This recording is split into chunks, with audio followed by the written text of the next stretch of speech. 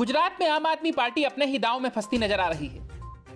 विधानसभा चुनाव से पहले अरविंद केजरीवाल एंड कंपनी ने लगातार यही दिखाने की कोशिश की कि मुख्य मुकाबले में सिर्फ वही है, लेकिन जैसे जैसे चुनाव नजदीक आते जा रहे हैं आम आदमी पार्टी हाँफती हुई दिखाई दे रही है। और सबसे बड़ी बात यह कि जिस जाल को वो बिछा रही थी उसमें अब वो खुद ही फंस चुकी है।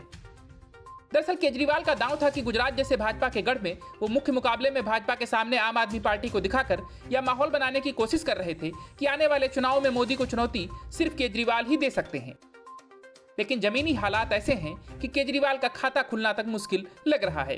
केजरीवाल ने बीजेपी से मुकाबला दिखाने की भरसक कोशिश की हो, लेकिन जमीन पर इस बार भी मुख्य मुकाबला बीजेपी और कांग्रेस के बीच ही होता दिख रहा है। इतना जरूर है कि बीजेपी विरोधी जो वोट अब तक एक मुश्त कांग्रेस को मिलते रहे हैं उसका कुछ हिस्सा इस बार आम आदमी पार्टी भी ले जा सकती है। मुस्लिम बहुत सीटों पर ओवैसी की पार्टी AIMIM भी है। फिलहाल जो स्थिति दिख रही है उसमें आम आदमी पार्टी और ओवैसी दोनों कांग्रेस को नुकसान करते दिख रहे हैं। इसके कारण इस बार कांग्रेस के 40 के आसपास सिमटने का अनुमान लगाया जा रहा है और आम आदमी पार्टी का तो खाता खुलना तक मुश्किल लग रहा है। अगर ऐसा हुआ तो यह आम आदमी पार्टी के लिए किसी दुस्वप्न से कम नहीं होगा। केजरीवाल की खिल्ली तो उड़ेगी ही, साथ ही उनकी भविष्य की संभावनाओं पर भी ब्रेक लग जाएगा। इसीलिए अभी की स्थिति में गुजरात विधानसभा चुनाव से पहले केवल एक ही पार्टी यानी भाजपा ही दौड़ती हुई दिख रही है। अन्य पार्टियों को देखकर ऐसा लगता है कि उन्होंने रेस से पहले ही सरेंडर कर दिया है या फिर रेस शुरू होने से पहले ही उनका दम उखड़ने लगा है। गौरतलब है कि 2017 के विधानसभा चुनाव में स्थिति अलग थी।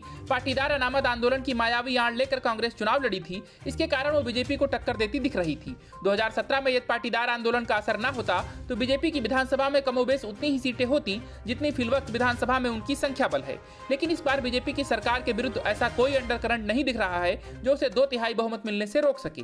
वहीं आम आदमी पार्टी की बात करें तो ऐसा लगता है कि गोपाल इटालिया को गुजरात प्रदेश प्रमुख बनाकर अरविंद केजरीवाल ने बहुत बड़ी गलती कर दी है। इटालिया भले ही एक आध साल से ही आपके गुजरात प्रदेश अध्यक्ष हैं, किंतु सोशल मीडिया पर उनका इतिहास काफी लंबा और दागदार है। उनकी भाषा और हिंदू धर्म विरुद्ध उनकी टिप्पणियां आम आदमी पार्टी के लिए आत्मघाती साबित हो रही हैं।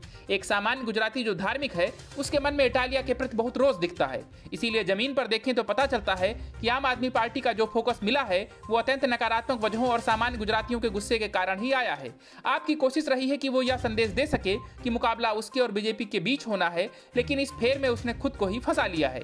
वहीं कांग्रेस अभी तक रेस शुरू भी नहीं कर सकी है। गुजरात कांग्रेस चुनावी मूड में आने का प्रयास शुरू ही कर रही थी कि उसके प्रभारी अशोक गहलोत ने आला कमान के विरुद्ध बिगुल फूंक दिया और उनका सारा ध्यान अपनी कुर्सी बचाने में लग गया। गुजरात में कांग्रेस कैसे जीते उसकी रणनीति तैयार करना उनकी प्राथमिकता में कहीं नहीं है।